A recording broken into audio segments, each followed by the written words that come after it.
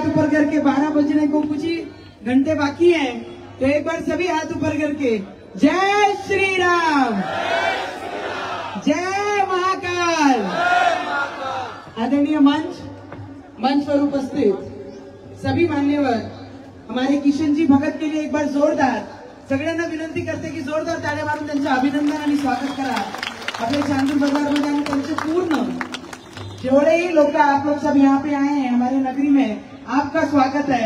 महाकाल की नगरी में तो हमारा स्वागत और भक्तों का स्वागत हमारे भगवान ही करते हैं, पर चांदूर बाजार अमरावती ये भी अम्बा माँ की नगरी है, तो अम्बा माँ की नगरी में हम सभी आपका जोरदार स्वागत करते हैं। प्रवीण भाऊ ताईडे, मुरली भाऊ, मुरली दादा, टीकू भाऊ, गोपाल दादा तिरमारे, जयश्री ताई, भगत ताई, अशोकराव दादा बनसोड, प्रमोद दादा, श्याम भैया, आशीष भाऊ, ललित भैया महाराज, प्रमोद दादा कोरडे, पवन भाऊ बैस, देशमुख दादा, अविनाश भाऊ, पवन भाऊ इंगळे, अशोकराव दादा बनसोड, डॉक्टर रुपेश जी खडसे, पंकज भाऊ जाधव, सरिता ताई, संदीप भाऊ आणि सगळे मान्यवर, सगळे महायुतीचे पदाधिकारी आणि शिवसेनाचे आणि ज्यांनी मला समर्थन दिलं आणि असे भारतीय जनता पार्टीचे प्रत्येक कार्यकर्ता, मी तुमच्यासारखी कार्यकर्ता आहे। आणि सगळ्यात महत्त्वाचा माझे माई बाप जेवढेही इथे बसले आहेत सगळ्यांना मनापासून मी नमस्कार करते। जय श्री राम। अरे खून का भी एक कतरा कतरा अगर कोई देखेगा तो उसमें भी भगवान ही दिखाई देगा।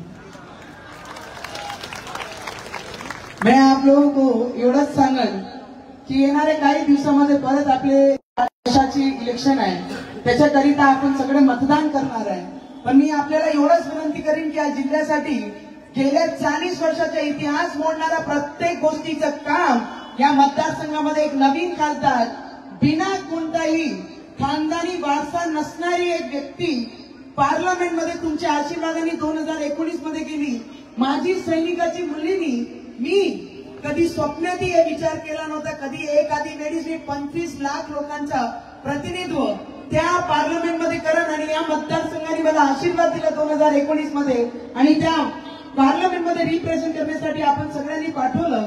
आणि या 5 वर्षामध्ये 2 वर्ष आमचे सगळ्यांचे पूर्ण विश्वाचे वर्ल्डचे कोविड मध्ये गेले। उरलेले 1.5 वर्ष 2 वर्षामध्ये जेव्हा आमची शिंदे साहेबांची सरकार, आमचे आदरणीय माझे नेते देवेंद्र फडणवीसजींची सरकार आली, त्याच्यानंतर विकासाची झडी हा पूर्ण मतदारसंघामध्ये आणि अमरावतीमध्ये आम्ही करून दाखवलेली आहे। या मतदारसंघामध्ये भैया जाते जाते मेरे यहाँ के सभी महाकाल के भक्तों को, छत्रपति शिवाजी महाराज के भक्तों को, राम भगवान को मानने वाले, राम भगवान का भगवा खून में लेके चलने वाले इस मतदारसंघ में बहुत ज्यादा कड़ू हो गया है।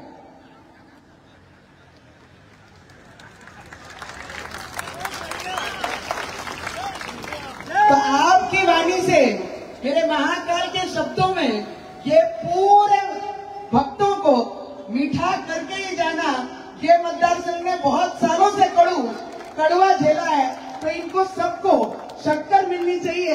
महाकाल के शब्दों में मिठाई इनको मिलनी चाहिए, वो जरूर मैं आपसे विनंती करूंगी। या मतदारसंघामध्ये जे प्रतिनिधित्व करताय त्यांना माझा एकच सांगणं आहे, ज्या पद्धतीने इथे रॅल्या झाल्या आहेत चांदूर बाजार तालुक्याच्या एक गावामध्ये, तिथे पाकिस्तानचा झेंडा कोणामध्ये जर ताकद असेल त्यांनी या मतदारसंघामध्ये माझ्यासमोर पाकिस्तानचा झेंडा दाखवून आणि हाणून दाखवा, मग मी पाहिन की मी रामाची भक्त आहे की तुम्ही पाकिस्तानचा भक्त आहे। अरे ज्यांना पाकिस्तान आवडते त्यांनी आमच्या देशात राहायचं नाही। हा माती राम भक्त लोकांची आहे, पाकिस्तानाला मानणारे लोक या गावात आणि या देशामध्ये नाहीच आहे। ज्यांना स्वाभिमान आहे आमच्या देशाच्या तिरंग्याचा, त्यांचा अधिकार आहे भारतामध्ये राहण्याचं। आणि जर जो पाकिस्तानावर प्रेम करत असाल तर हा भारताचे लोक बर्दाश्त करणार नाही। आणि मी एक महिला म्हणून मी सांगते, जर कोणामध्ये एवढी दम आहे, ताकद आहे, तर माझ्या समोर त्यांनी पाकिस्तानचा झेंडा कोणत्याही गावामध्ये लहरून दाखवा आणि मी पाहिन आणि माझी अमरावतीकर पाहिन की कोणामध्ये किती ताकद आहे म्हणून।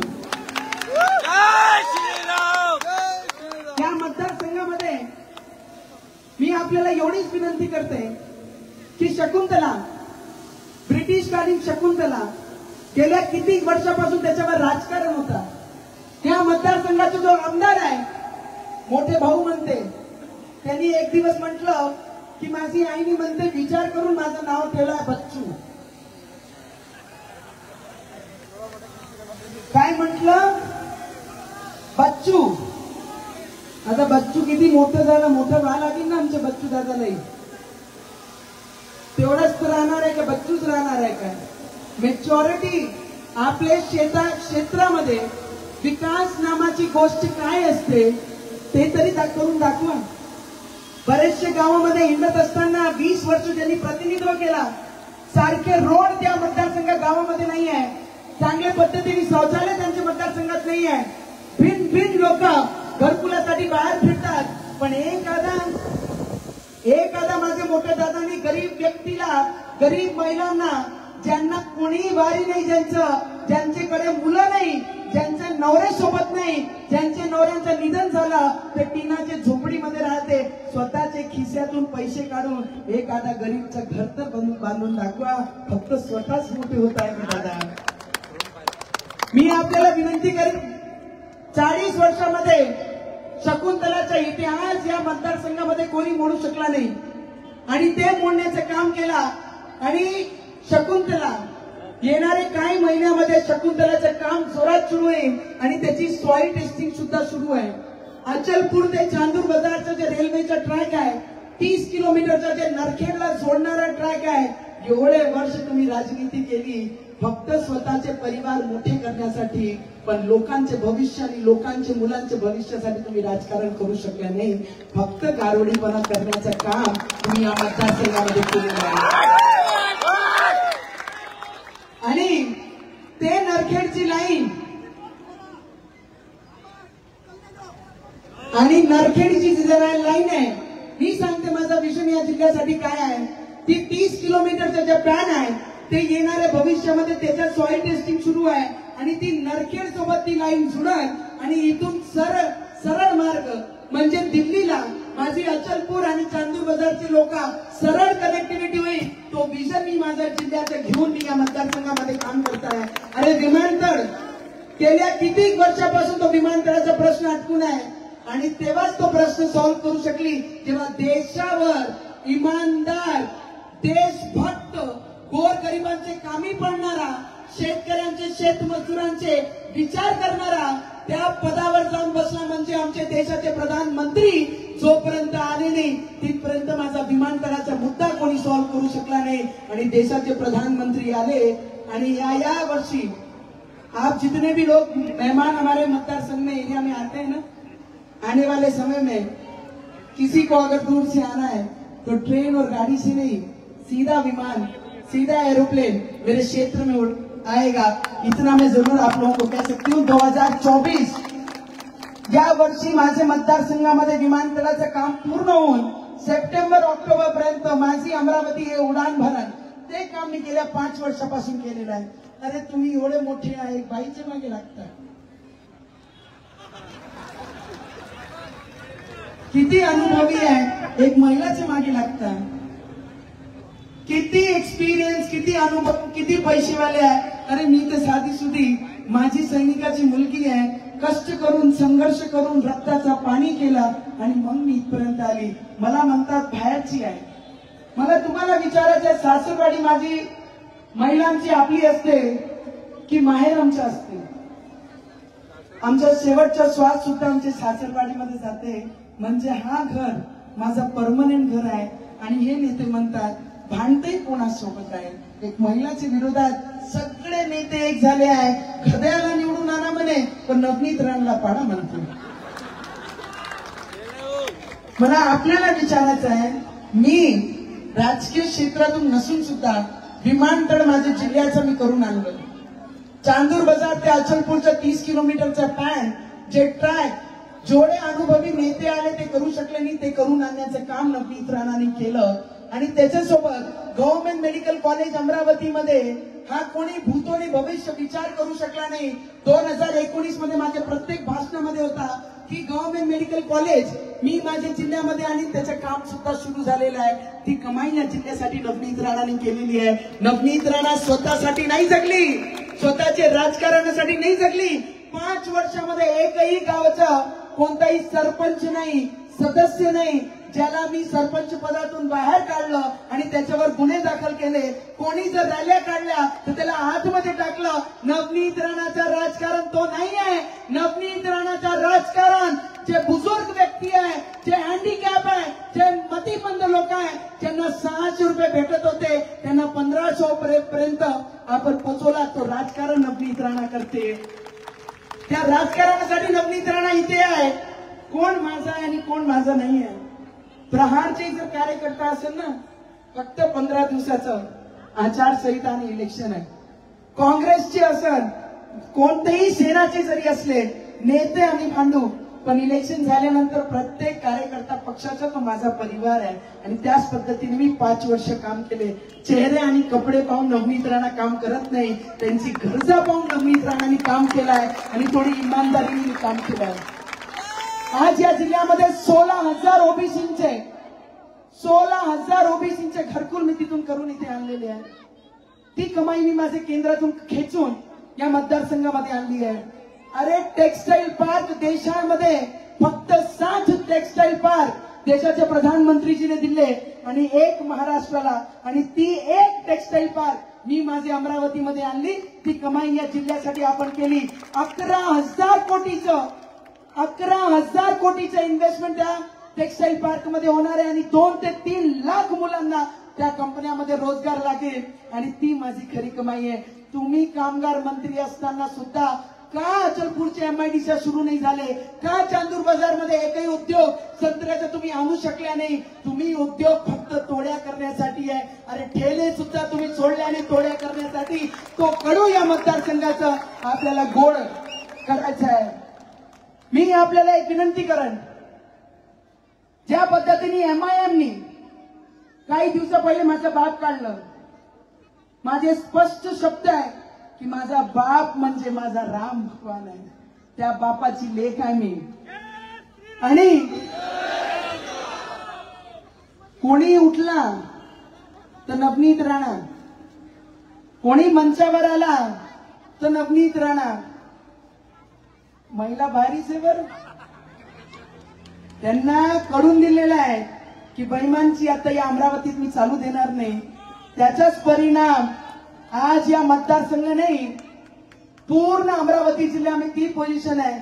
मी आपल्याला विनंती करेन की ज्या पद्धतीने टेक्सटाईल पार्क पासनं, विमानतळ पासनं, वॅगन कारखान्यापासनं, वर्ल्ड क्लासचे दोन्ही रेल्वे स्टेशन आणण्यापासनं, दुरंतोच्या स्टॉपेज, अमरावती पुणे पुणे अमरावती गाडी, जबलपूर बंद पडलेली जबलपूर गाडी सुरू करून घेणं, नरखेडची लाईन जॉईन करणं, हा गव्हर्नमेंट मेडिकल कॉलेज अमरावतीमध्ये आणणं, येणाऱ्या भविष्यामध्ये अचलपूर हे जिल्हा व्हावे याच्यासाठी सगळ्यात जास्त प्रयत्नशील मी आहे। आणि येणाऱ्या भविष्यामध्ये नवनीत राणांनी जर म्हटलं की अचलपूर जिल्हा होणार आहे तर त्याच्यामध्ये दुसरा शब्द येणार नाही, तो पत्थर पे लकीर आहे। आणि येणाऱ्या भविष्यामध्ये अचलपूर हा जिल्हा होईल आणि त्याचा सगळ्यात जास्त बेनिफिट या मतदारामध्ये राहणारे प्रत्येक वर्गाला होईल। थोडा शब्द मी आपल्याला देते। किती लोकांना असं वाटते, किती अंटू पिलांटू आले, किती आले, तर नवनीत राणा कोणाला घाबरत नाही।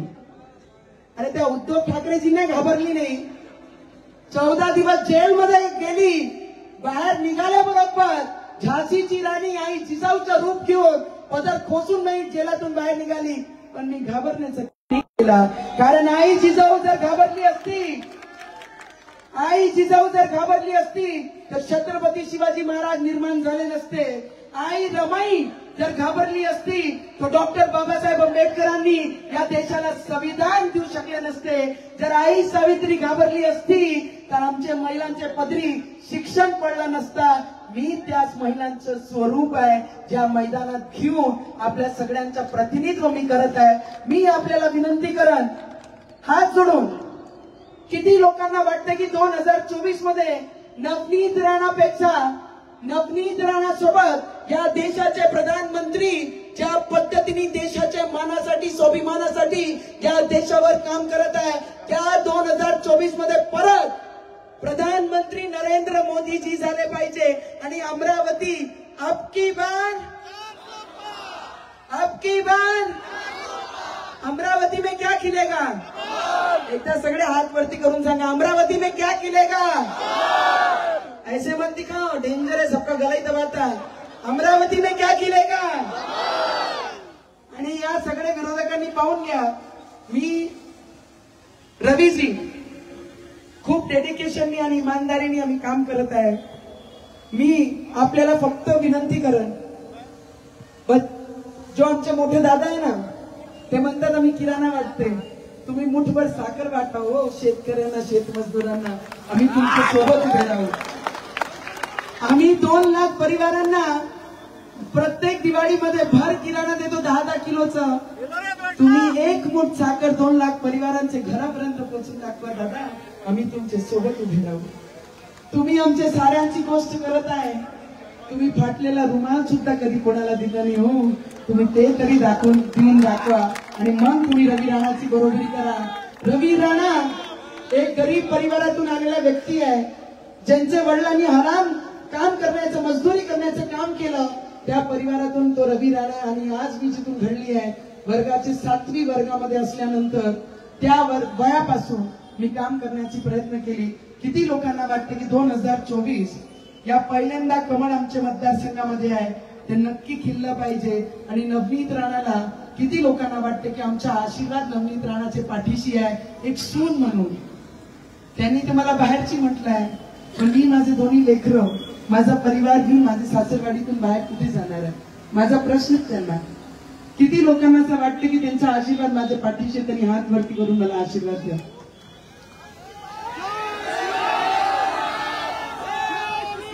इस बार ये मतदारसंघ में गोल जरूर होगा क्योंकि कड़ू इतना हो गया है